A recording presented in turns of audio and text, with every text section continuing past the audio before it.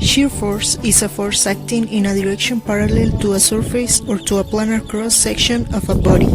An example of this is when you're brushing your teeth. Bending moment is a moment which tends to cause some item to bend. An example of this is when you're jumping on a trampoline over a swimming pool. Okay, now we know what is shear force and bending moment. Come on, see the next situation.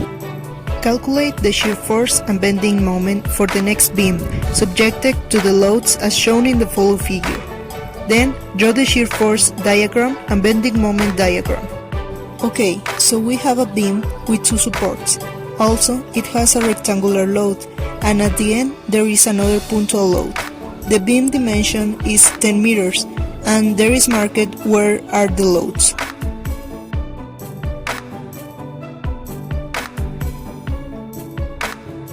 First, we have our beam, then a rectangular load of 10 kilonewtons per meter, a punctual load of 20 kilonewtons, and the reactions in Y of the supports.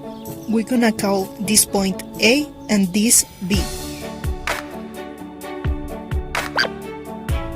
Now we're gonna find the value for the reactions in Y. So we know that the summatory of all the moments in A will be 0, and the forces that we have are 10 kilonewtons per meter, the reaction in Y, V, and the 20 kilonewtons. We have to obtain the moment for those with the product of the force by the distance from the point A. We solve for the reaction in B and we obtain 35 kilonewtons. Now use the summatory of the forces in Y. The forces that we're going to use are all these.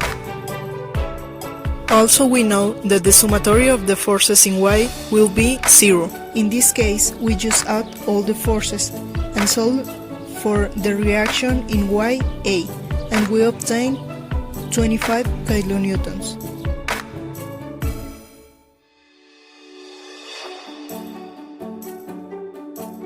We put our diagram with the support reactions. Also, we're gonna draw a table like this. For the shear force diagram, we're gonna use only forces in Y. The first force is 25 kilonewtons. As this force is positive, we're gonna draw it like this. Then we have 10 kilonewtons per meter and is over 4 meters. As this is a negative force, it's gonna fall 40 kilonewtons like this.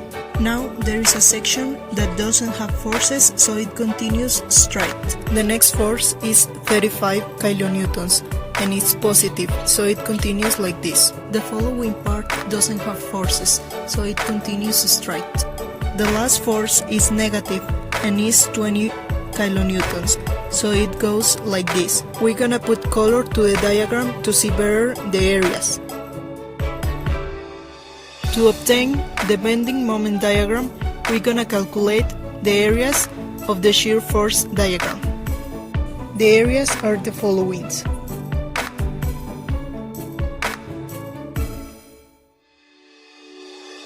Also, to create the bending moment diagram, we're going to draw a table like this. With the areas that we obtain, we're going to create the bending moment diagram. The first area is positive, so we're going to draw it like this.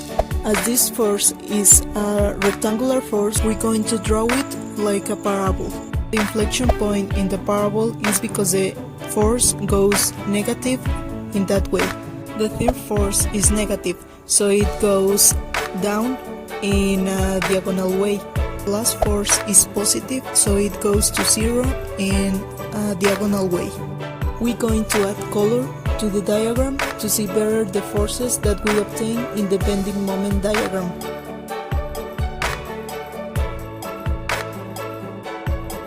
Shear force diagrams and bending moment diagrams gives the designer an overview of the result of the combination of different forces and their likely implications on the structure, and its stability and likely constructional constraints which should be taken care of while designing.